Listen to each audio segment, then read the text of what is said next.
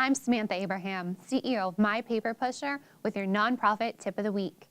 Sometimes your board of directors cannot attend every board meeting due to conflicts with work, family, or day-to-day life.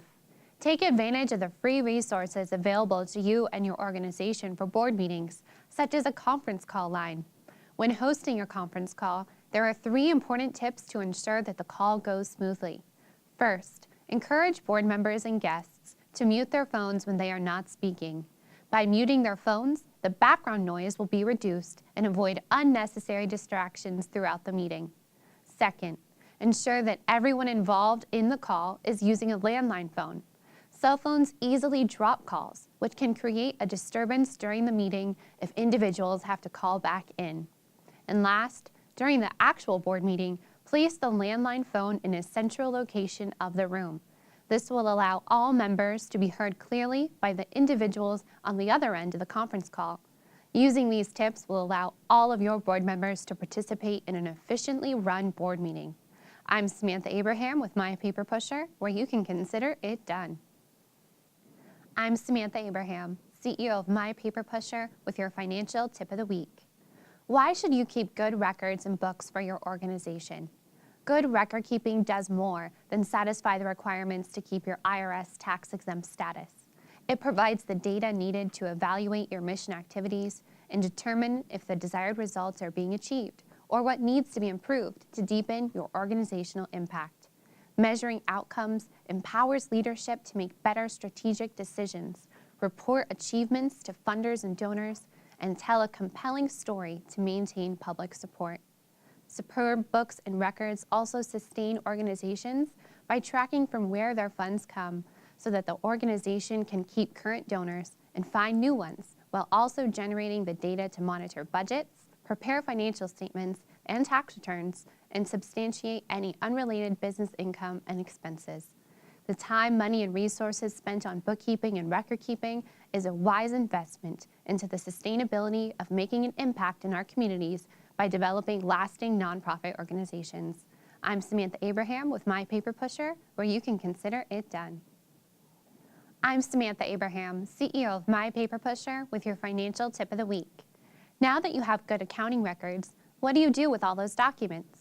It's a best practice to have a written document management policy that describes what types of records and documents to keep, for how long, and schedules what to do with those records after that time passes. On the Form 990, the IRS asks whether an organization has a document management policy, and in its instructions, it describes it as a document retention and destruction policy identifies the record retention responsibilities of staff, volunteers, board members, and outsiders for maintaining and documenting the storage and destruction of an organization's documents and records. Adopting a document management policy is a key governance step that will serve as a protection for the organization, its staff, and its board. It's a worthwhile investment of time and resources to craft a policy that will effectively apply to an organization's specific record-keeping requirements. Remember that electronic documents are equally governed by these adopted policies, and email messages count as documents too. I'm Samantha Abraham with My Paper Pusher, where you can consider it done. I'm Samantha Abraham, CEO of My Paper Pusher, with your nonprofit tip of the week. Every board meeting needs to have board minutes, and these meeting minutes are an important way to log motions, agendas, and decisions made throughout the life of a nonprofit organization. Make documenting board meeting minutes easier with these 3 ideas. First, have a board member bring a tape recorder to every meeting. Place the recorder in a central location to capture all the conversations had throughout the meeting. Second, if your nonprofit organization uses a conference call line, use the recording feature to record the meeting, which will also clearly capture the board members who needed to call in and speak. Third, even with having a recording of the meeting, it is still important to take physical notes. Ensure that your secretary takes notes to assist with producing the final board meeting minutes. Remember, good minutes are important for effective organizational management, and implementing these 3 techniques will avoid potential confusion, problems, or conflicts. I'm Samantha Abraham with My Paper Pusher, where you can consider it done.